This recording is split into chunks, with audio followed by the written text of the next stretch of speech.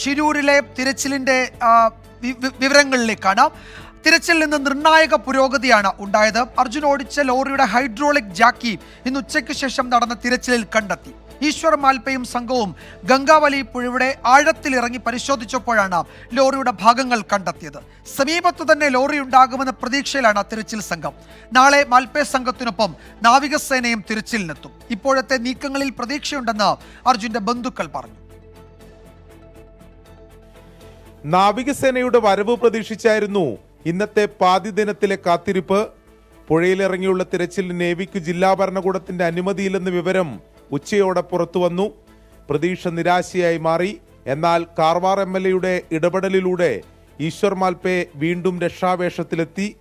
സധൈര്യം ഗംഗാവലിയുടെ ആഴത്തിലേക്കിറങ്ങി 4 സ്പോട്ടുകളിലെ ഒന്നിൽ 9 തവണ ഡൈവ് ചെയ്തു. ഇന്നിപ്പോൾ തുടങ്ങി ഇപ്പോൾ രാത്രി അയച്ചല്ലേ, ഇന്ന് നാളെ കാലിന് 3 നാളും ഞങ്ങൾ ഇവിടെ തന്നെ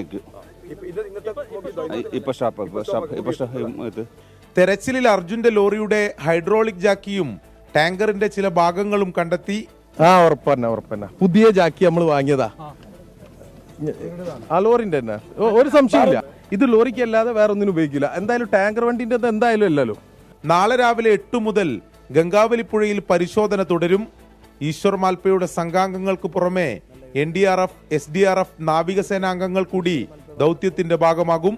പ്രതീക്ഷയോടെ കാത്തിരിക്കുകയാണെന്ന് അർജുന്റെ കുടുംബം പ്രതികരിച്ചു.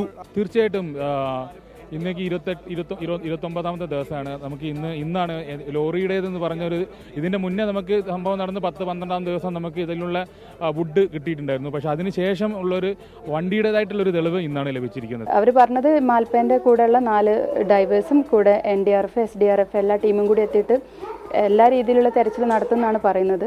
ഗംഗാവലി പുഴയിലെ ഒഴുക്ക് 2 നോട്ട്സായി കുറഞ്ഞത് തെരച്ചിലിന് ഗുണകരമാകും. ഷിരൂരിൽ കാലാവസ്ഥയും അനുകൂലമായി തുടരുകയാണ്. ഷിരൂരിൽ നിന്ന് ഷജിൽ ഗുരുവായൂരിനൊപ്പം അരുൺ പൂപ്പറമ്പ, 24.